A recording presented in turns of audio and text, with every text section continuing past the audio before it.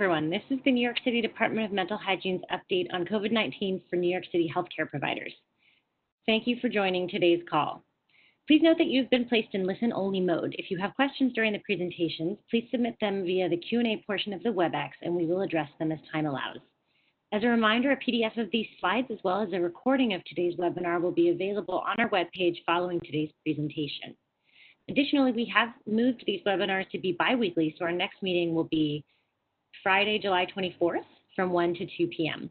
And we will also be initiating a brief poll at the end of the webinar, so we sincerely appreciate your responses to those few questions.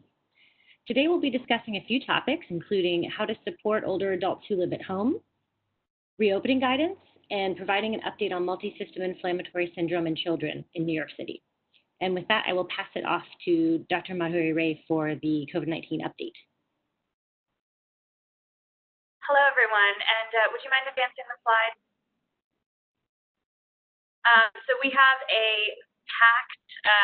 we have a lot of content packed into this hour today, so I'll be very brief about this, but I want to remind everyone that the slides and a recording of the webinar will be posted likely by the end of Monday, hopefully much sooner than that. And that we will probably not have time for Q&A with the panelists given the amount of content. But like we said, we will do our best to answer your questions in the Q&A during the talks. Additionally, please complete the poll. We had a comment last week that the poll was up too quickly, and of course the poll closes when the WebEx closes. If you are unable to complete the poll for any reason, we will put an email on the last slide, and you can copy that email and use that to email us your comments. And with that, let's get started. Please advance the slide. All right, so right now, there are over 12 million cases and 550 deaths due to COVID-19 confirmed worldwide. And that 500,000 marker is something that I think you may have seen on the news. The situation in the U.S. is very variable. Many U.S. states, whether or not they are experiencing high rates of transmission of COVID at the moment, are implementing face covering requirements given that there are hotspots of transmission in the U.S. In New York City, as we will see, the rate of transmission is very low at the moment, and so we proceeded to phase 3 of reopening on July 6th. That is minus indoor restaurants. And I just want to clarify, we are progressing forward into the third phase, but the strategy is what we call a nimble response, where depending on the data, depending what is happening with transmission of the disease, we will, we first of all are going to continue the suppression measures. We're going to continue washing our hands, maintaining physical distance, staying at home when we are sick, and of course wearing face coverings. And if transmission were to rise again, based on the data, we may close something up again. So it's a very cautious reopening, and you'll hear a lot more about that later in the presentation. Please advance the slide. So this slide looks at COVID transmission worldwide, and it doesn't, we have the overall numbers here, the 12 million cases, and we've exceeded 500,000 deaths. This isn't the overall or cumulative COVID rate. This is the change in the last 2 weeks. And so you can see that orange to red indicates an increase in cases. So you can see Australia, Kazakhstan, etc., have really steep increases over the last 2 weeks. And then in some places, the number of cases is actually falling. In the U.S., overall, we are on the concerning side, so the cases are rising. Um, but but we are not the highest rate anymore. Please advance the slide. And then this is a similar map where we look at the change of the number of cases in the U.S. in the past 2 weeks. What you can see is there is a lot of variability in some counties, just as we saw in the worldwide map. The cases are falling. However, in some counties, the cases are rising, and then in some places there's really not much COVID at all. But we will say that overall, if you take the U.S. as a whole, the daily number of new cases has increased by 72%. And so I think the message from this is that the story of the pandemic is certainly not over, and the measures that we've put in place that took New York from the epicenter of the crisis, maybe worldwide, to now in a situation where you can see the cases are falling or about the same in New York. We have to maintain our vigilance. Please advance the slide. So this is a slide that we have looked at previously on these presentations. It's the cumulative cases and deaths.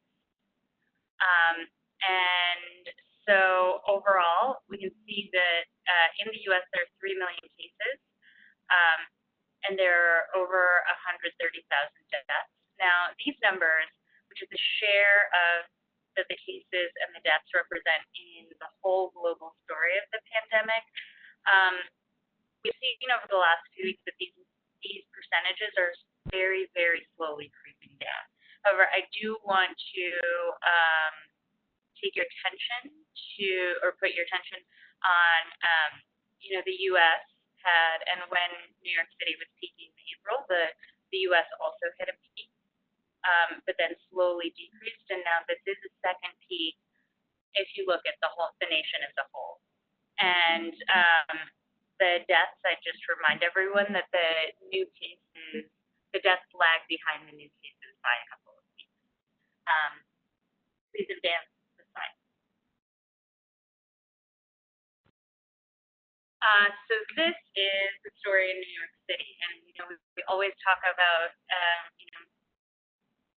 the local data informing our behaviors and actions. And what you can see for cases, hospitalizations, and deaths is that the cases have significantly decreased from where we saw in April, and they appear to be at a low, stable rate of increase. Hospitalizations, very similar, very low numbers, and then the deaths, we are seeing the same trend. So our total number of cases is almost 215,000. We have over 55,000 hospitalizations, 18,600 confirmed deaths, and 4,600 probable deaths. And of course, probable deaths are deaths that are likely due to COVID, but there was no confirmatory COVID test done. Please advance the slide. So this slide shows, these two graphs are showing the very similar data in slightly different ways. But the dark blue line in the first graph shows the number of people being tested. And the light blue line underneath of it shows the number of people who are testing positive.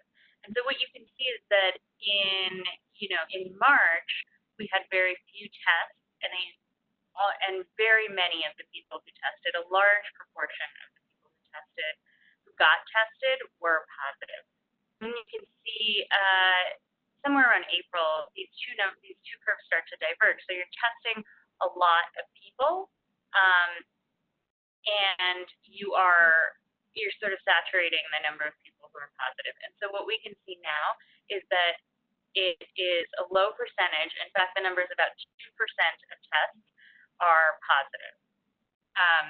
This is well below, we talked about reopening being contingent on meeting certain data milestones. So one of our milestones is a percent positivity rate of 15%, and so 2% is much below that. This second graph shows a similar curve, but this just shows the percentage of positivity. So here we're kind of guessing it based on the relative heights of these points. And here it's just showing it, the dark line here, everyday average, to kind of smooth out these percentages. And again, you can see here, just as I said, in March and April, the percent of people with positive results was very high. And then if you look over here, as of May 3rd was when we kind of hit that 15% mark, and we have been steadily decreasing ever since to the current level of 2%. And advance the slide. So that's the epidemiological data, but we have a quick update on the test, trace, and take care program. So on July 7th, we released a letter to providers describing the test and trace core. And so we're asking for your partnership to make this program a success. There are a couple of things that you can do, and there are a couple of messages that you can share with your patients. So make COVID-19 testing a part of routine care in all settings. We are testing widely. We want everybody to get tested. In fact, this week we had a testing day of action on July 8th. So if you have a point of care test that you use in your offices, definitely make sure that you report those cases. You can report through Reporting Central or the Provider Access Line. The number is listed right here, but I'll read it to you. It's 866-692-3641. If patients test positive, please tell them to expect a call from Trace, so that they recognize the number and answer the phone, and make sure to include an accurate phone number in the lab requisition forms, because we need this to connect all of the different pieces of test and trace. And of course, patients with a positive result should isolate for 10 days from the start of symptoms. Now, not everybody who is tested will be symptomatic, and if they're asymptomatic, they can just take 10 days from the date of the positive result. Please advance the slide. And this is some information to share with your patients. There have been, we've heard some concerns that are really common concerns in contact tracing operations. Contact tracers will be interviewing people who test positive in their contacts. But they will also, it's not just us collecting information, they'll also be assessing the need for services. And so there are some services that we can provide if necessary. Many people are concerned about patient confidentiality, and Trace is taking that very, very seriously. I think there's a question about what the monitoring will be, and it'll just be a phone and text monitoring.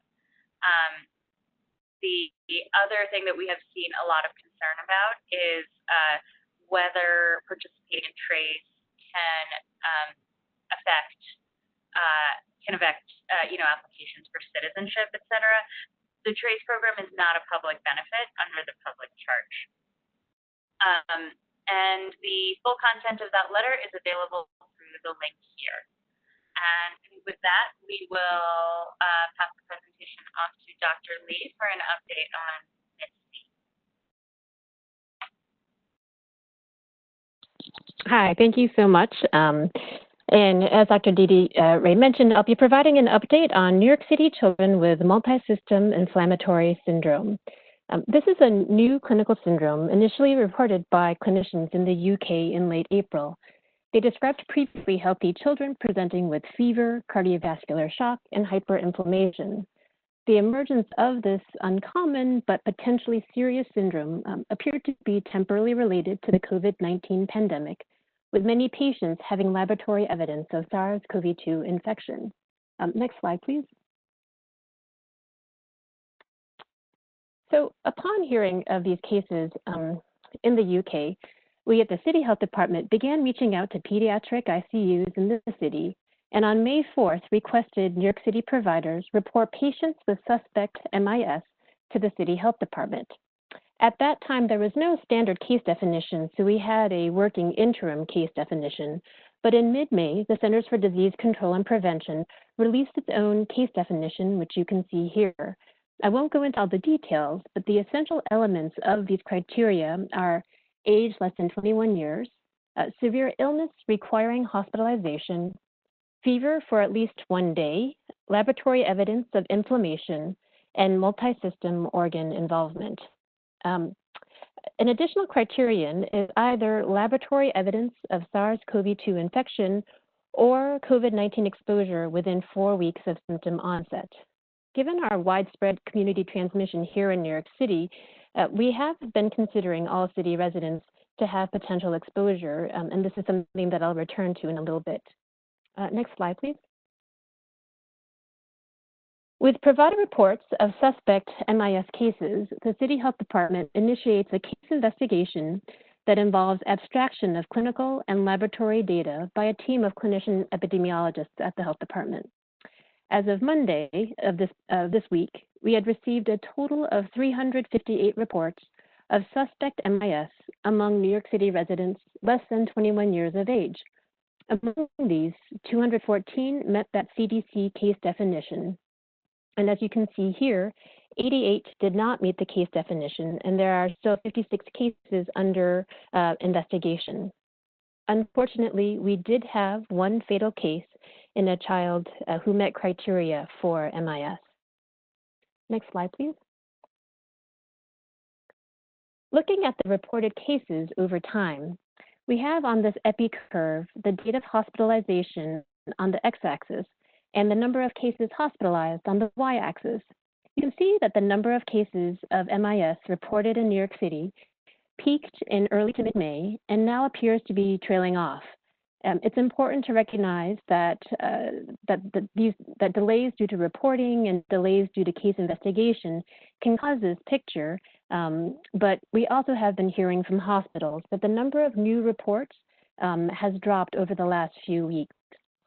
Next slide, please.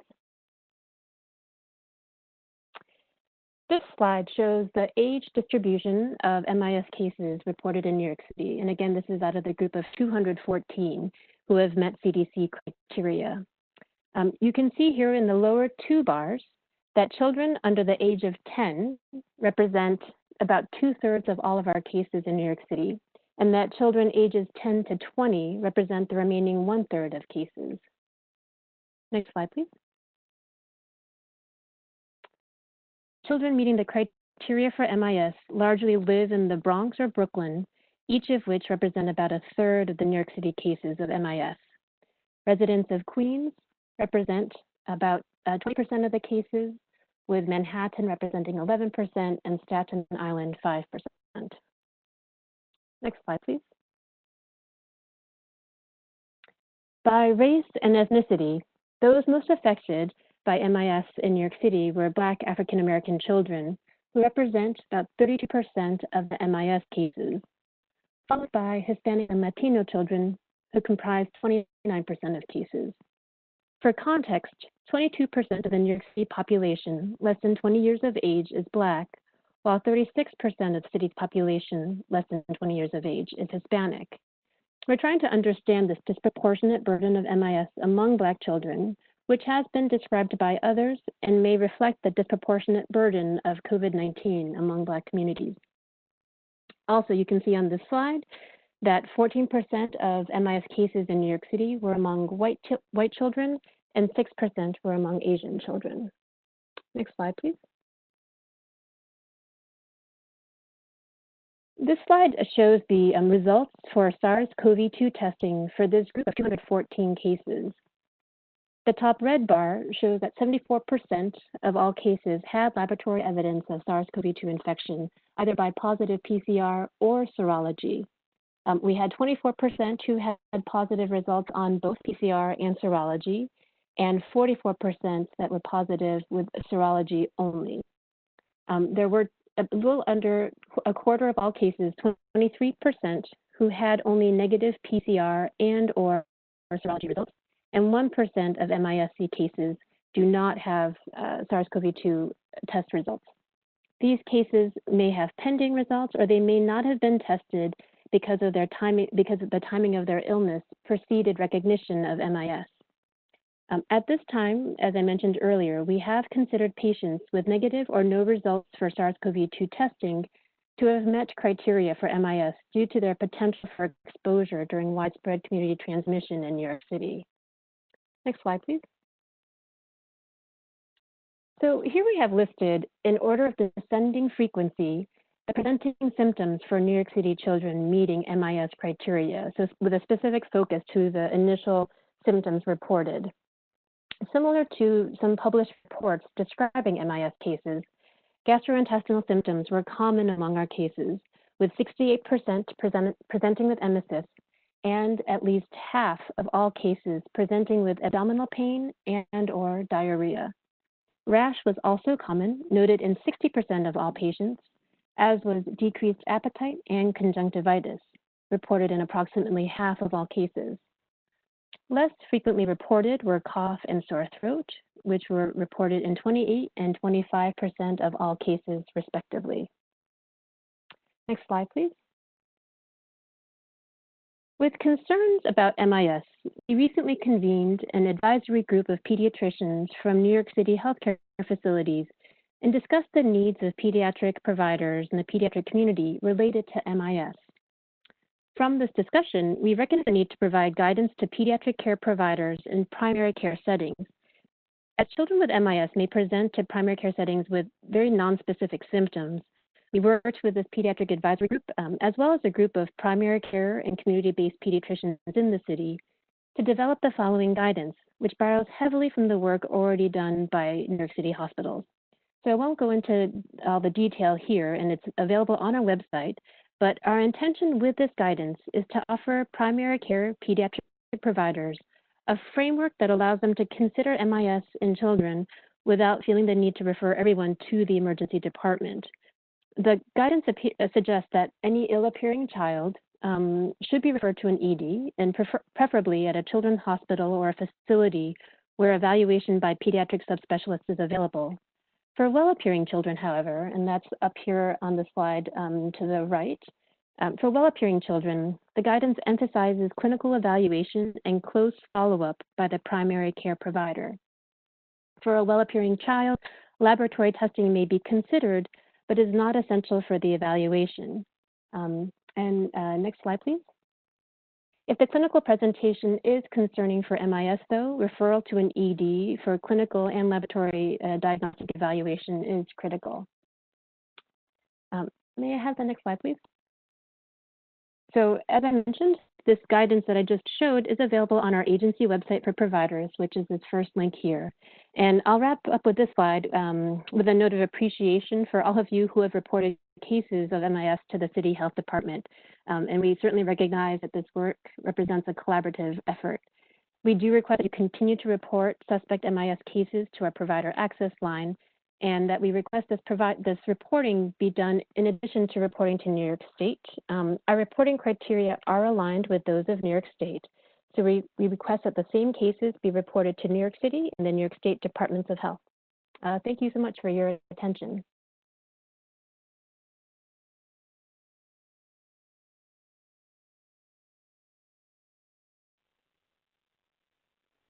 Good afternoon, everyone. Thank you for joining us.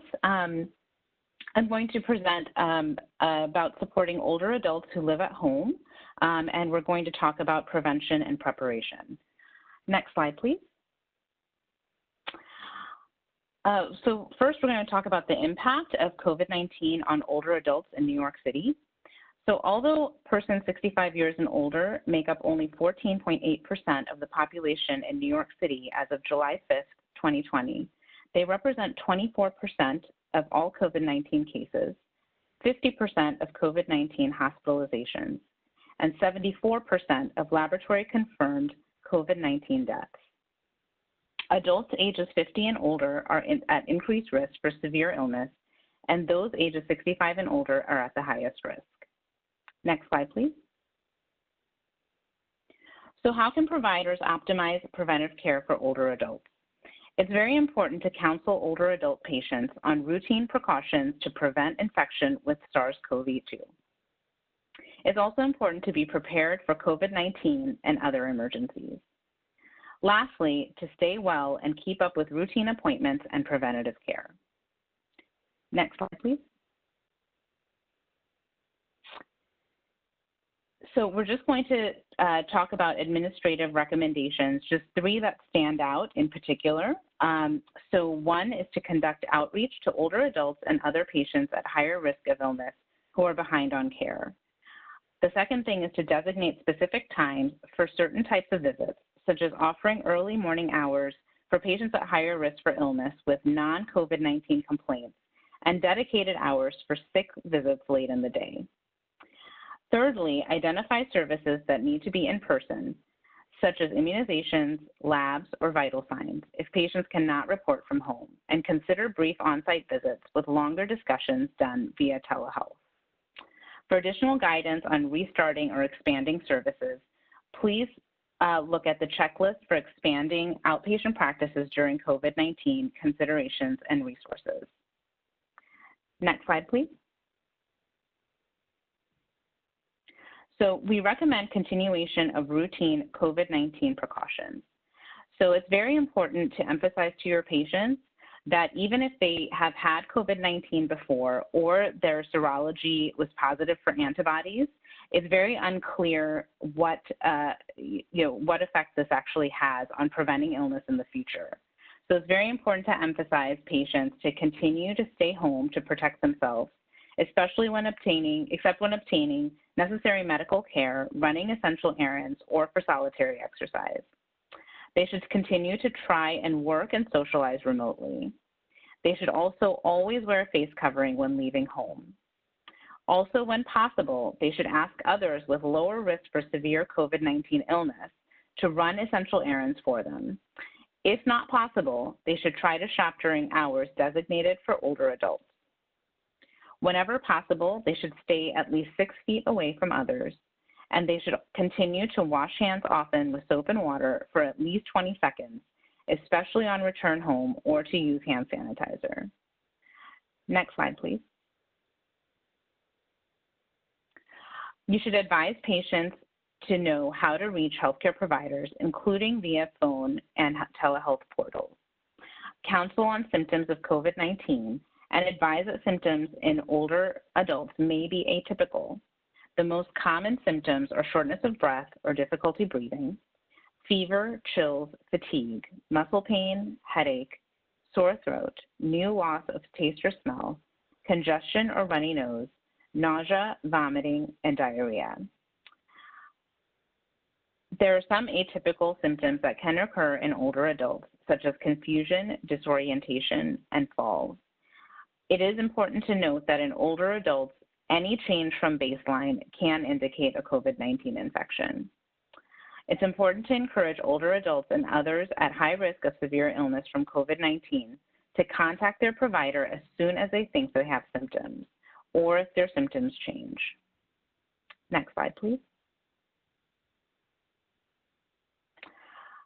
It's also important to counsel patients to seek emergency care or call 911 for any severe symptoms, such as the following: trouble breathing, persistent pain or pressure in the chest or abdomen, new confusion or inability to stay awake, blue lips or face, difficulty speaking, sudden face drooping or numbness in the face, arm, or leg, a seizure, any sudden and severe pain, uncontrolled bleeding, severe persistent vomiting or diarrhea, or any other emergency condition. Next slide, please. It's important also to advise your patients to advise them to maintain complete lists of prescription and non-prescription medications and all healthcare providers with their contact information. It's also important to counsel on how to travel to see their healthcare provider or to a local testing site.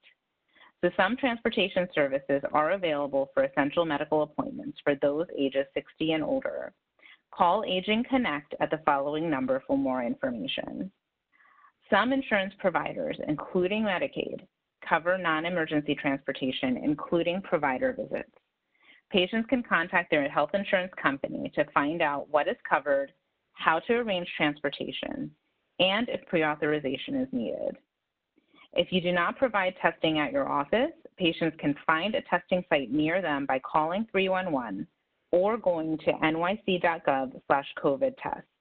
Many of these testing sites are free, so they don't need to worry about having insurance or having any sort of payment form available.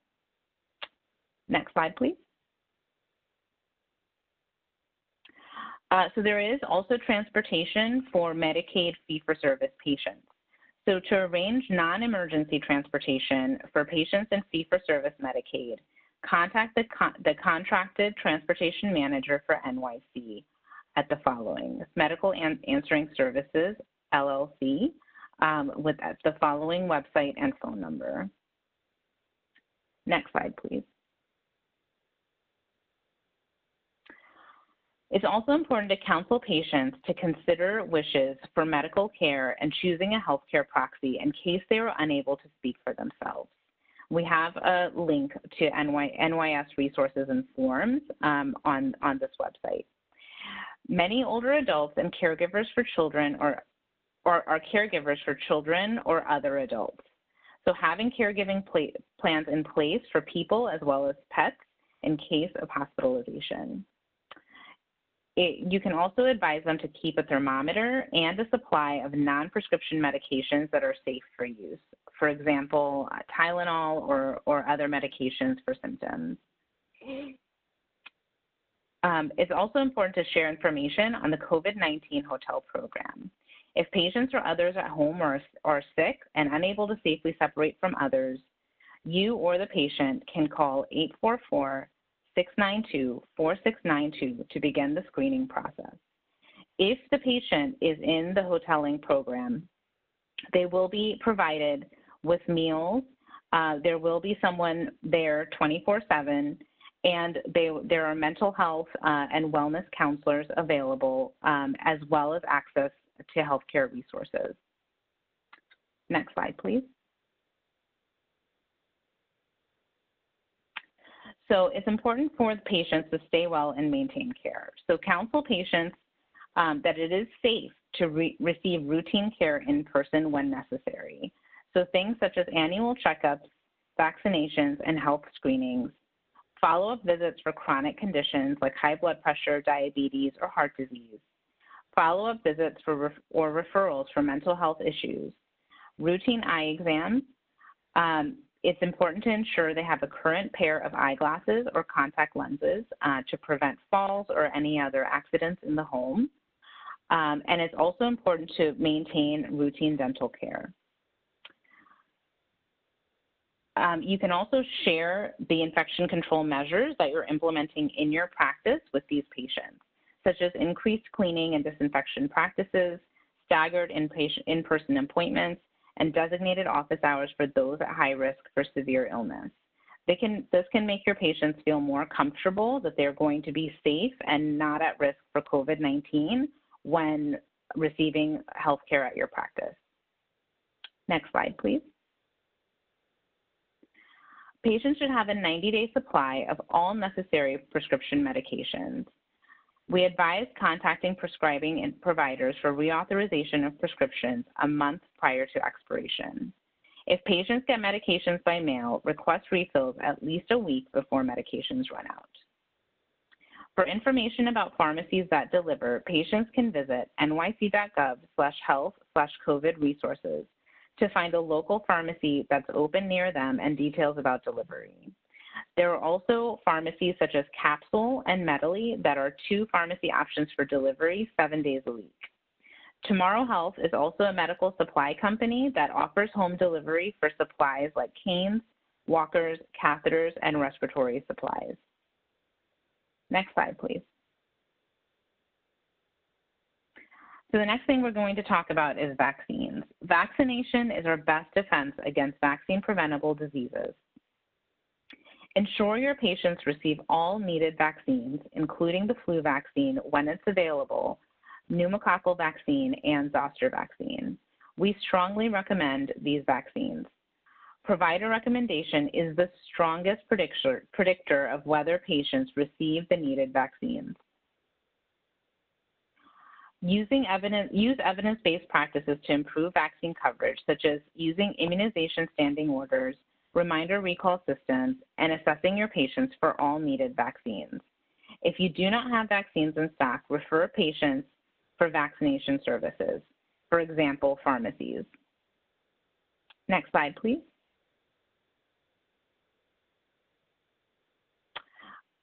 So flu vaccination is very important, especially this year, and should be available in August. So make sure to order enough flu vaccine and ensure you have sufficient supply to vaccinate, including syringes and needles. Older adults should receive a flu vaccine every year. For patients ages 65 and older, the NYC Health Department recommends high dose or the adjuvated flu vaccine. Evidence suggests that these vaccines are more effective than the standard dose flu vaccine in this population. This season, both high dose and adjuvanted vaccines are available in quadrivalent formulation. Flu vaccination is especially important this year because of COVID-19 infection, and they may occur simultaneously during flu season. Next slide, please. So we're going to talk about now the two pneumococcal vaccines that are available. One is the pneumococcal polysaccharide vaccine, or PPSV23. This is a single dose for all adults age 65 or older. Also, the pneumococcal conjugate vaccine, which is PCV13. This is a single dose recommended for all adults ages 65 and older who have not received PCV13 previously and who have an immunocompromising condition, CSF leak, or cochlear implant. Single dose for immunocompetent adults ages 65 and older who have not received PCV13 previously with shared clinical decision making. We also have additional information about this in the following link and it provides additional resources, including pneumococcal vaccination recommendations for adults 19 to 64 years old. Next slide, please. So I'm just going to talk briefly just about the administration schedule for these vaccines. So a single dose of PPSV23 is routinely recommended for all adults 65 years and older. If PCV13 will be given, administer PCV13 first and wait a minimal interval of 1 year before giving PPSV23. If PCV13 has been given previously, wait a minimal interval of 1 year before giving the PPSV23 vaccine. If PPSV23 was administered prior to age 65, wait a minimal interval of 5 years between the PPSV23 doses. Next slide, please.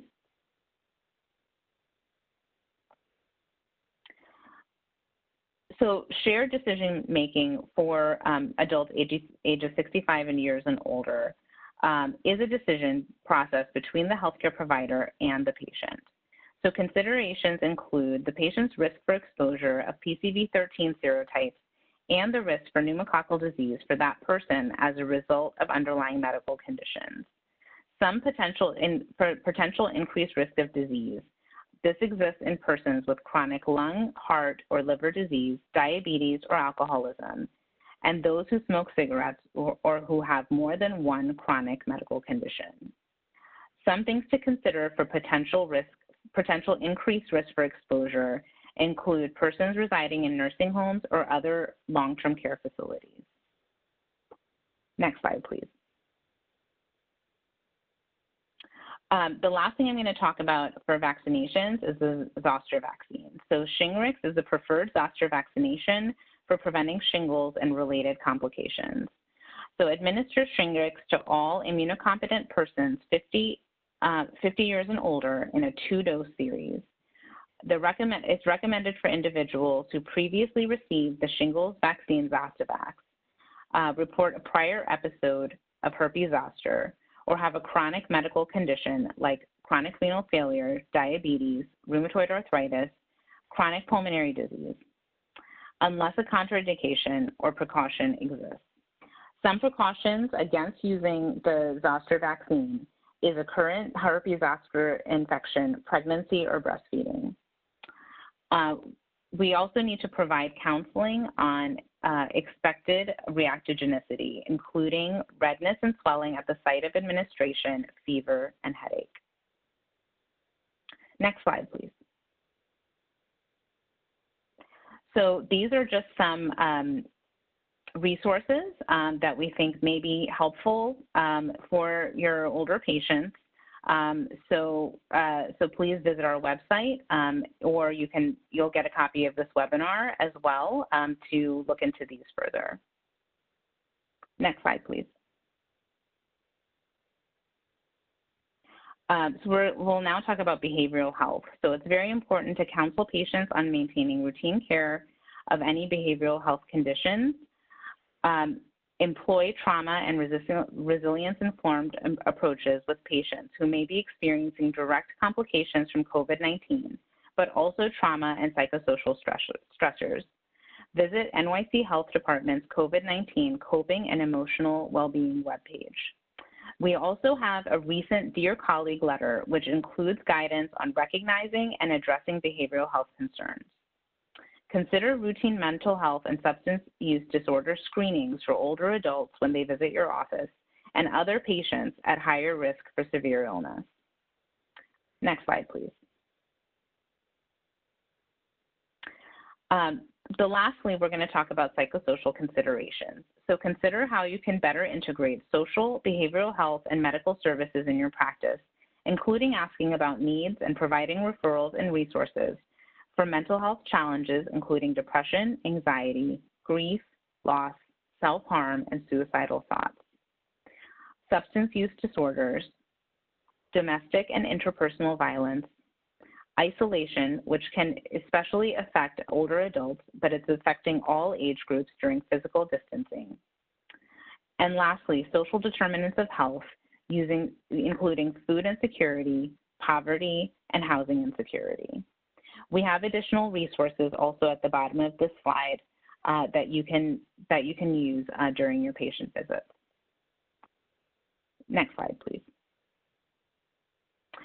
With that, I'm going to introduce Dr. Toprani, who's going to speak to you about also supporting older adults who live at home, staying safe and well at home. Thank you, Dr. Agarwal. I'm going to go over a few more health considerations for older adults and point out some additional resources that may be useful. Next slide. Oh, thank you. First off is behavioral health. We're all going through a trying time right now, so it's important to normalize this experience for patients. Counsel them that it's natural to feel overwhelmed and afraid or to experience distress, which may lead to trouble sleeping or increased use of alcohol or other substances.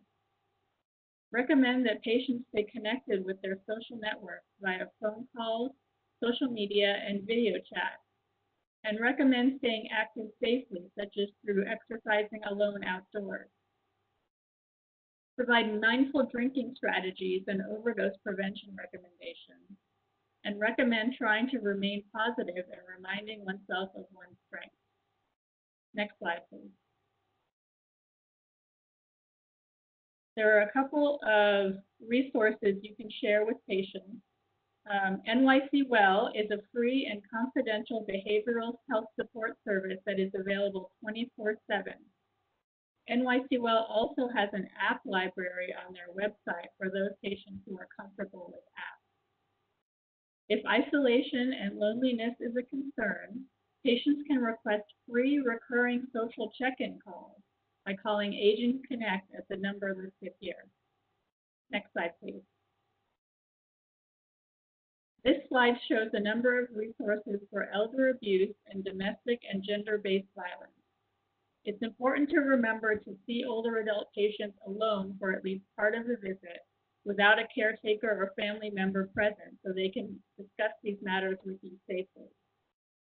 Next slide, please. Falls are the leading cause of injury-related hospitalizations among older adults in New York City.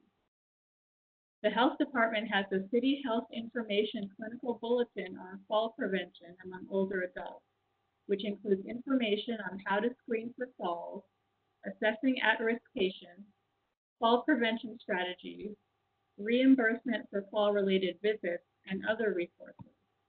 Next slide, please. In addition, the Centers for Disease Control created an excellent toolkit of clinical practice guidelines called STEADY, or Stopping Elderly Accidents, Deaths, and Injuries. STEADY includes tools for functional assessments, medication review, patient materials, and more. Next slide, please.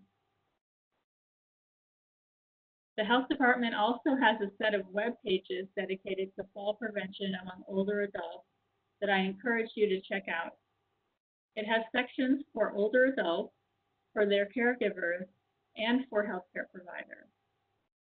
Information that is pertinent to COVID-19 and staying home safely is currently highlighted at the top of the page.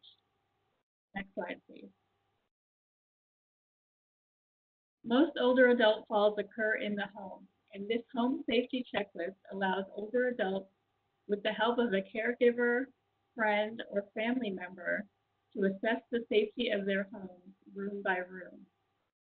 This checklist helps identify hazards and offers suggestions on how to fix the hazard.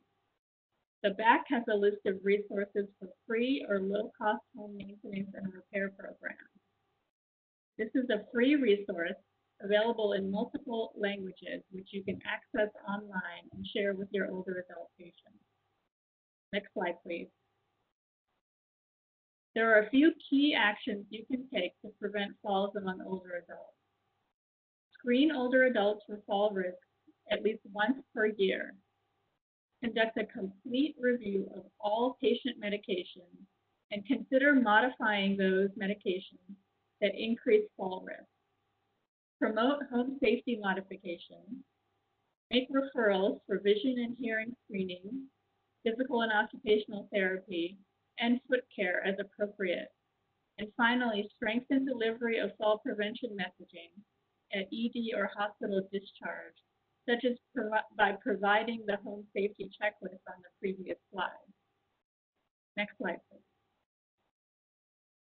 Now that the hot weather is here, heat-related illness is a concern. The health department recently released a health alert on preventing heat-related illness that is linked here. Older adults are at higher risk of death, either through hyperthermia or, more commonly, through exacerbation of underlying conditions. Most hyperthermia victims are overcome in their own homes and either do not have or do not use air conditioning.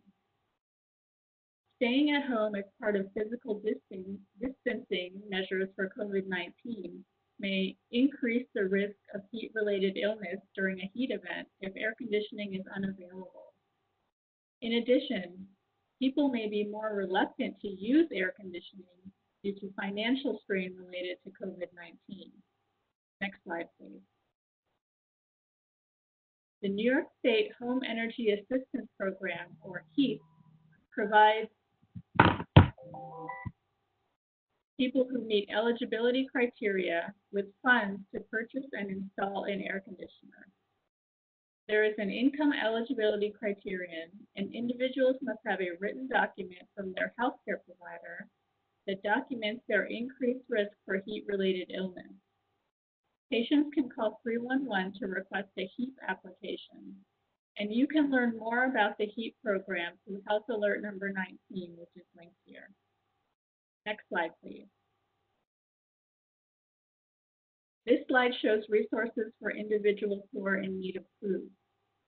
Department of Education Meal Hub sites provide 3 meals a day, Monday through Friday. They don't require any registration or identification, and you can advise older adult patients to have a household member or a friend who is at lower risk for severe COVID-19 illness pick up the meals for them. For patients that can't go out to get meals and can't have a friend go out for them, there is an emergency meal delivery service, which you can learn more about at nyc.gov/getfood. Next slide, please. This slide summarizes some additional resources, including information about finances and consumer protection, housing and utilities, information about local resources by neighborhood, and HRA services such as SNAP and cash assistance. So to sum up, there are a lot of supports out there, and we as providers can help connect patients to the resources they need. As was said previously, consider how you can integrate social, behavioral health, and medical services in your practice by asking about these needs and providing some of these resources. I want to end by thanking all of you for the work you do to protect New Yorkers, especially during this very difficult time. Thank you. Great. This is Jenny. I am a senior healthcare policy analyst currently working on the reopening guidance task force. And I'm going to take us home on this webinar with just sort of a brief overview of some of the work that we're doing just generally around reopening across the city. A couple of different agencies are involved in this, so I thought I would provide a quick sort of crosswalk of who's doing what.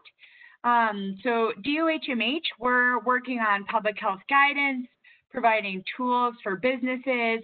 Our goal here is to help businesses and other locations meet the requirements that are being laid out by the state in the New York Forward documents.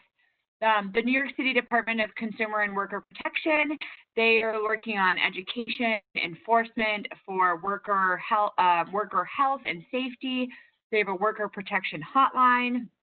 The Small Business Services is very involved in helping different businesses and sectors reopen. They have tools. They're leading webinars. And then the Mayor's Office of Special Enforcement are coordinating citywide multi-agency enforcement efforts. And then lastly, the open streets, sidewalk plazas, et cetera, and some of the new outdoor dining regulations are happening under the New York City Department of Transportation. The New York City Department of Health, we're structuring all of our guidance and reminding everyone to focus on the core 4. These are stay home if you're sick, keep physical distance, keep your hands clean, and wear a face covering. So all of our guidance kind of hits on this over and over again, and when we're providing recommendations or best practices, we're structuring them under these 4 different elements. Next slide. What we have done is, as I mentioned, we're sort of here to help people comply with the state guidance. So we have a number of FAQs, we have some signs and posters that are available. There's a couple of tools on our website, some guidance for opening up a space that's been vacant. We have guidance for diners, having fun outdoors. And this, I understand that some of these items or many of these might be less specific to your specific outpatient practices, but we wanted to sort of share with you what we're doing and what's available in case you do find something in there that's useful. Specifically, if we move to the next slide, we've got a number of flyers and posters that you might be interested in accessing. Ones that might be relevant are sort of our prevent the spread, keep your distance, wash your hands, and cover your cough. And these are available in many cases in multiple languages. I think the prevent the spread poster is available in 25 different languages. And I pulled out a couple of samples here for you to look at.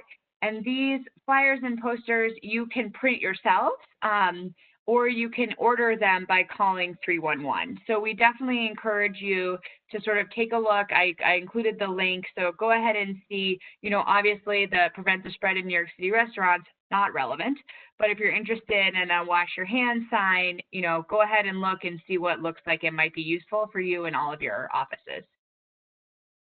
Next slide.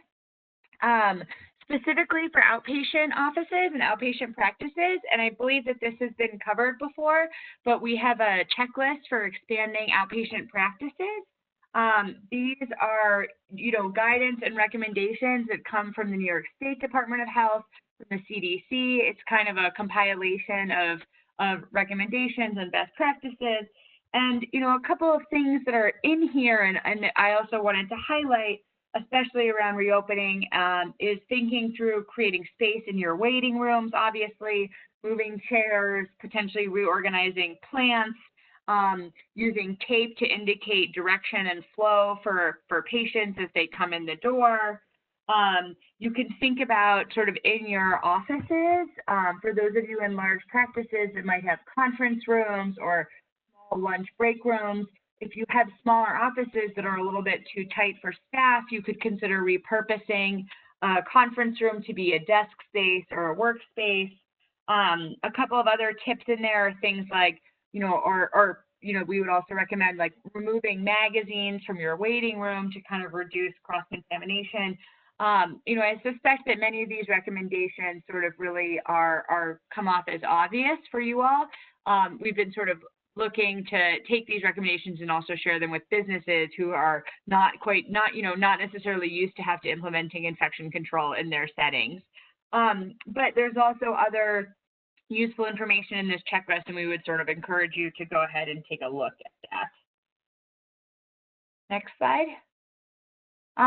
Sort of just to sum, we're looking and making recommendations for all settings to tailor the core 4 to your workplace. We know that everything is a little bit different. There's no one size fits all for how to implement physical distancing.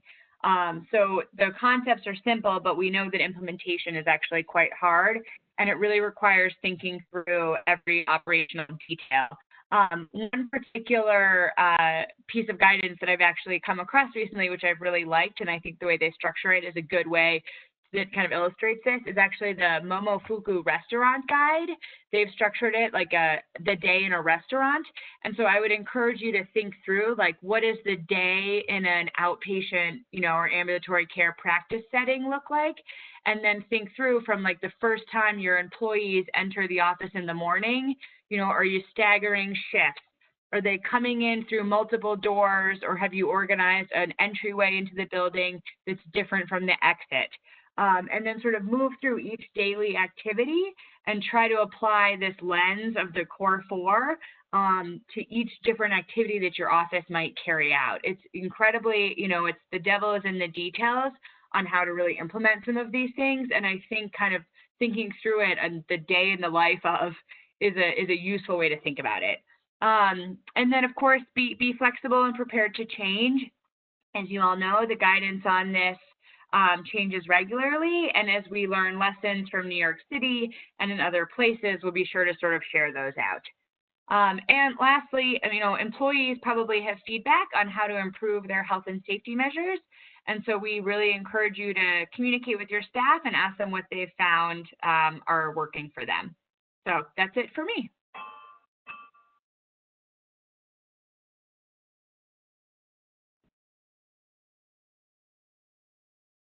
Okay, thank you very much to all of our panelists and presenters for sharing all of this information today.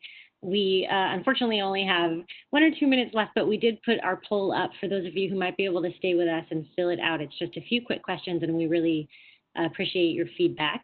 In our last minute or two, I'll just kick it back to Dr. Ray and Dr. Mary Foote to see if there were any questions that they felt that they might like to address to the group.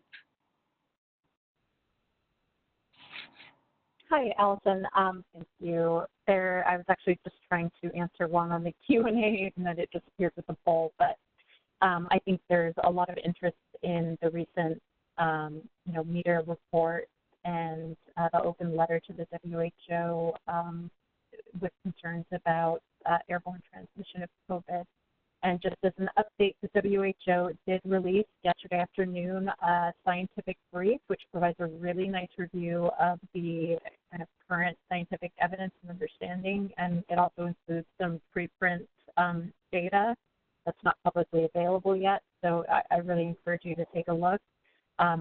They do say that, you know, and I think this is something we were all very much aware of, you know, the risk.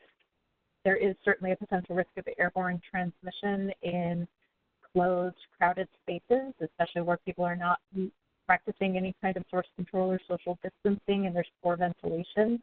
However, you know, taking a look at the risk, you know, in transmission, looking at epi data, it really, in general, on one-to-one encounters does not behave like a primary airborne transmitted infection. And, you know, just looking at what's available, they did not make any recommended changes to, they did not recommend changing their PPE recommendations at this time. So it's currently still recommending for most care of stable COVID patients that eye protection, droplet precautions, and contact precautions are still the recommendation. So I just encourage you to take a look at that because it's a really nice summary of the data to date. And I'll post the link. Thank you, Dr. So we're just past time now here, so thank you. I wanted also, as Dr. Ray mentioned at the beginning of the webinar, if you have additional comments or questions, you can submit them to this email address on the screen here, and we'd be happy to spend some more time with it as we know that we ran out of time today. And just another reminder, of course, that the slides and the recording of this webinar will be made available on our website, likely by tomorrow afternoon for those who would like to access it there. And so we'll just stick around for maybe 30 more seconds for those of you who might like to complete the poll, and we thank you again for that and for your time. And our next webinar will be on Friday, July 24th from 1 to 2 p.m. So we will send out a new email and update our website with that information soon. And thank you again for joining us.